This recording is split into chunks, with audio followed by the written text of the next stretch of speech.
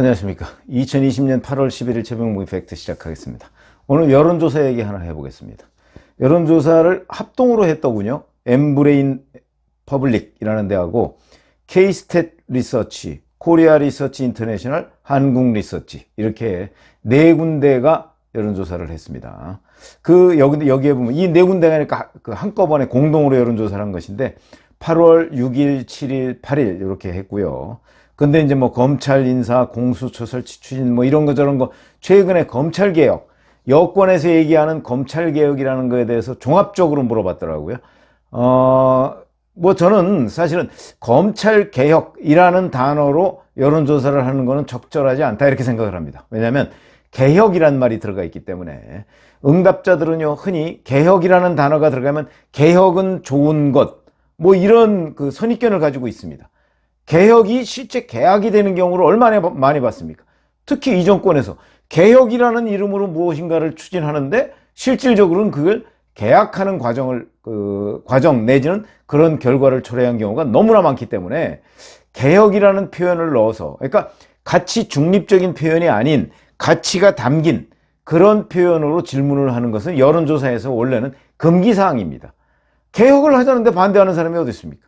다만 그 개혁이 계약이 될지 모르기 때문에 그런 과정과 결과를 넣어서 질문을 한다면 모르지만 검찰개혁이라고 한다면 지금까지 작년에 조국 전 법무장관 사태 이후에도 사실은 조국 지지를 하는 사람들이 검찰개혁이라는 이름을 항상 그런 구호를 내세웠습니다. 그게 왜 그러냐면 검찰개혁이라고 하면 사람들이 어떤 거부할 수 없는 대세 뭐 이런 식으로 인식을 하고 있기 때문에 그래서 이 정권이 이제 검찰개혁이라는 이름을 굉장히 많이 활용을 해왔죠.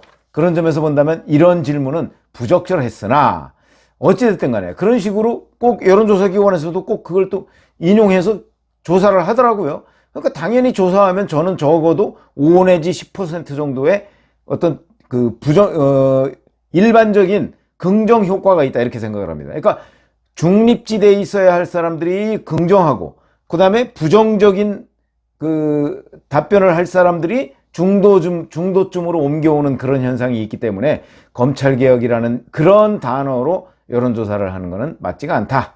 그러나 그렇게 또 여론조사를 기관들이 하고 있는 게 사실이니까 그런데 그거마저 뒤집혔다 하는 걸 제가 말씀드리려고 합니다.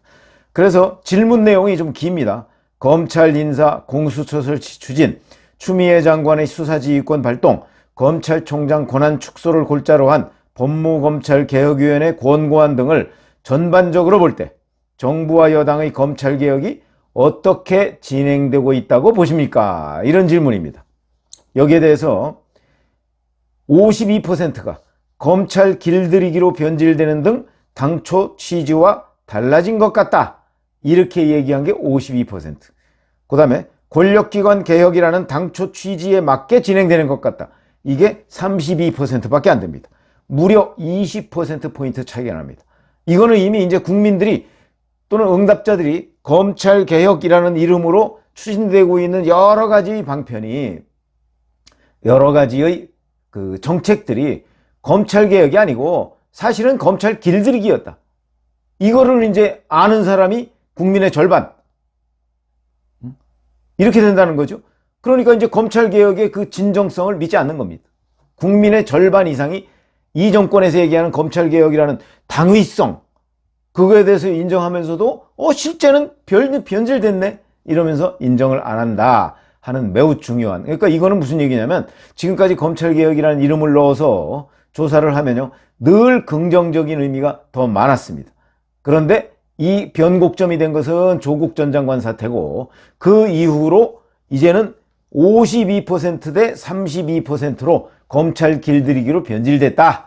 이런 의견들이 더 많아졌다. 이거 굉장히 중요한 얘기입니다. 자, 그래서 그럼 연령별로 보면 어떠냐? 그랬더니 20대, 30대, 40대 이렇게 돼서 이 검찰 길들이기로 변질됐다. 내지는 아니 그게 아니고 당초 취지에 맞게 진행됐다.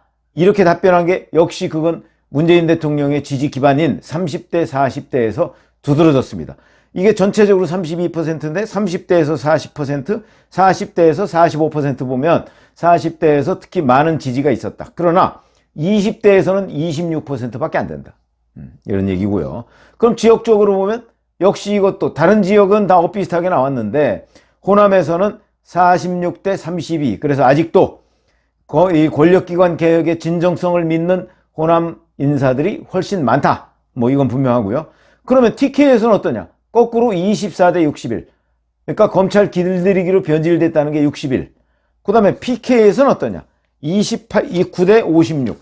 여기도 압도적으로 검찰 길들이기로 변질됐다. 그리고 기타 서울, 뭐 경기, 인천 뭐 이런 지역은 전국적인 구매 52대 32. 그러니까 32대 50이죠. 권력기관 개혁이라는 당초 취지가 제대로 되는 것 같다는 게 32.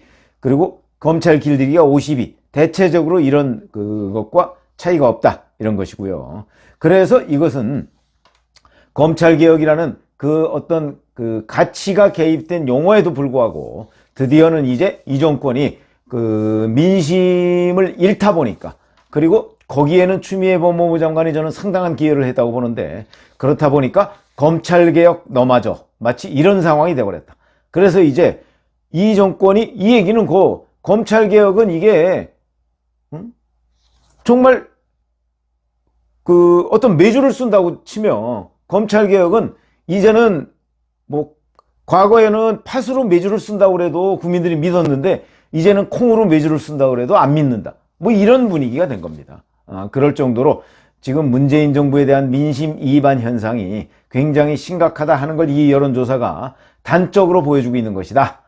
이렇게 생각을 하고요. 근데 이 여론조사에서는 이 검찰개혁에 대해서만 물어본 건 아닙니다. 그래서 제가 지금 중점적으로 검찰개혁에 대해서 설명을 해드렸고요.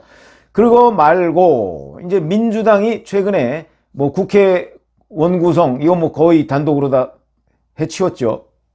거기다가 부동산 3법 등을 비롯한 법안도 전부 다 단독으로 해치웠고요. 추경안도 단독으로 해치웠습니다. 여기에 대해서 무려 53%가 야당과의 협의를 무시한 다수 의석을 가진 집권 여당의 독단적 행동이다. 여기에 응답을 했습니다. 그러면서 자, 총선 민심이 반영된 의석 구조에 따라 일을 하는 것으로 당연한 일이다. 이거는 38%밖에 되지 않았다. 그리고 여야가 이견을 보이거나 충돌할 경우에는 시간이 걸리더라도 야당과 협의해서 처리해야 한다. 이거 66%. 야당이 계속 반대한다면 여당 단독으로라도 처리해야 한다는 응답은 30%밖에 되지 않았다. 그 다음에 또 흥미로운 대목이 있는데 이게 이제 보도가 잘 안 됐더군요. 이제 민주당의 집권당으로서의 역할, 또 미래통합당의 제1야당으로서의 역할, 이거에 대한 질문을 했었습니다.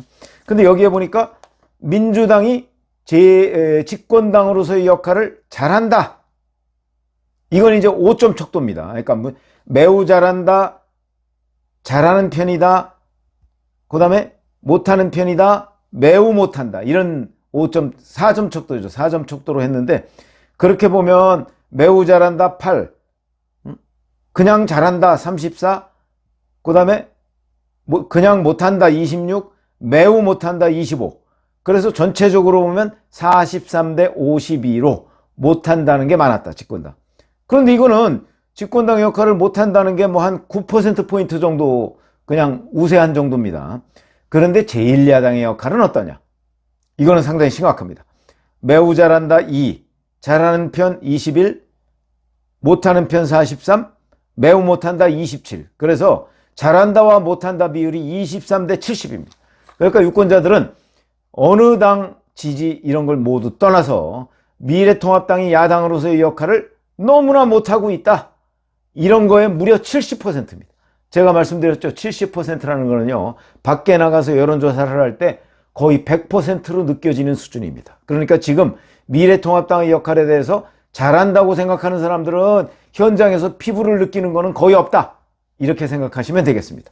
그러니까 민주당이 못한다는 편도 국민의 절반이 넘었지만 미래통합당이 제1야당으로서의 역할을 못한다는 건 절반 정도가 아니고 70%이기 때문에 이거는 가히 압도적이다. 이렇게 얘기를 할 수 있어서 이 조사 결과를 놓고 보면 민주당도 반성을 해야 되지만 오히려 미래통합당이 훨씬 더 큰 반성을 해야 되는 그런 결과가 나왔는데, 이게 뭐 사실은 제가 이거 중앙선관위 그 기록 들어가서 보고서 본 건데 별로 보도가 되지 않았습니다.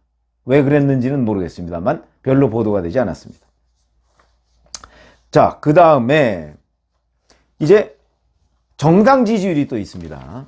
정당 지지율인데 민주당 지지율은 34%로 지난번 조사 때보다 3%포인트 하락했고, 통합당은 3%포인트 오른 27%, 그러니까 7%포인트 차이가 나는 것이죠.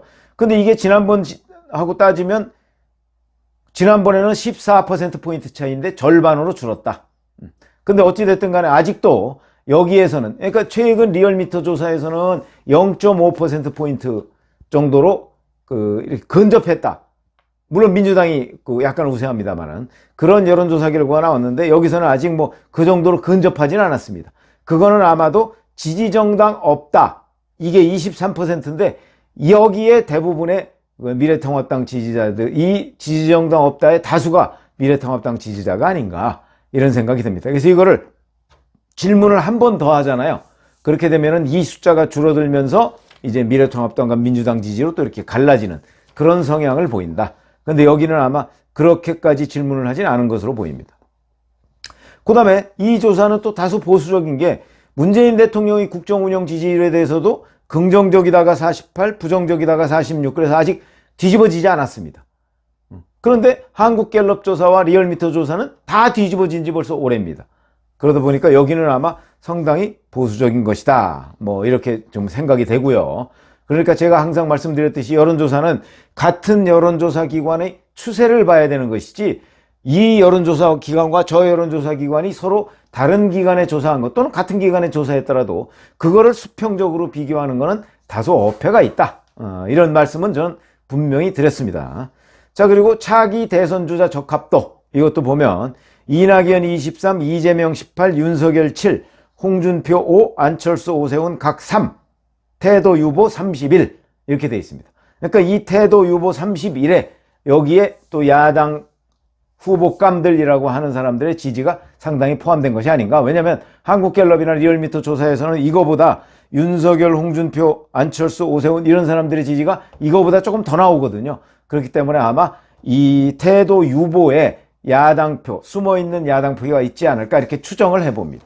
어쨌든 간에 최근 이게 여론조사인데, 한국갤럽이나 리얼미터 여론조사에서도 보면 그 문재인 대통령의 국정운영 지지율은 계속해서 떨어지고요. 그 다음에 미래통합당의 지지율은 올라가서 미래통합당과 그 민주당 지지율이 이제는 그 역전될 가능성도 있다, 이런 전망까지 나오고 있습니다. 그러나 민심은 조석변이다. 제 여론조사 보도를 항상 하면서 그런 말씀을 드린 적이 많이 있습니다. 민심은 아침 저녁으로 변하는 겁니다. 그러니까 지금이라도 미래통합당이든 민주당이든 무언가 새로운 혁신적인 대책을 내놓고 국민들한테 호소를 하면 민심은 바뀔 수 있다.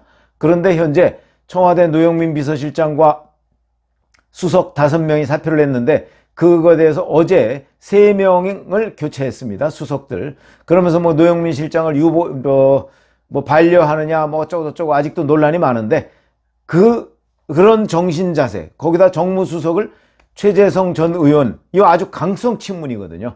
그렇다면 뭔가 전국을 화합형으로 이끌어갈 가능성, 그건 제로다, 이런 말씀을 드리면, 문재인 대통령은 역시 마이웨이로 계속 간다는 것을 이번에 확실하게 보여준 것이고요. 이것은 결국 문 대통령이 레임덕 상황을 제가 보기엔 극복하기 어려울 것 같다. 왜냐하면 지금 부동산 민심을 비롯해서 여러 가지 악재가 모두 겹쳤는데도 불구하고 청와대에서 인사나 뭐 이런 걸로 무언가 국면을 바꾸고 쇄신하려는 움직임 같은 것은 전혀 보이지 않는다. 그런 관점에서 본다면 이 여론조사도 아마 여당에 앞으로 시간이 흐르면 흐를수록 더 악화된 결과를 안겨줄 것이다, 이런 말씀을 드립니다. 감사합니다.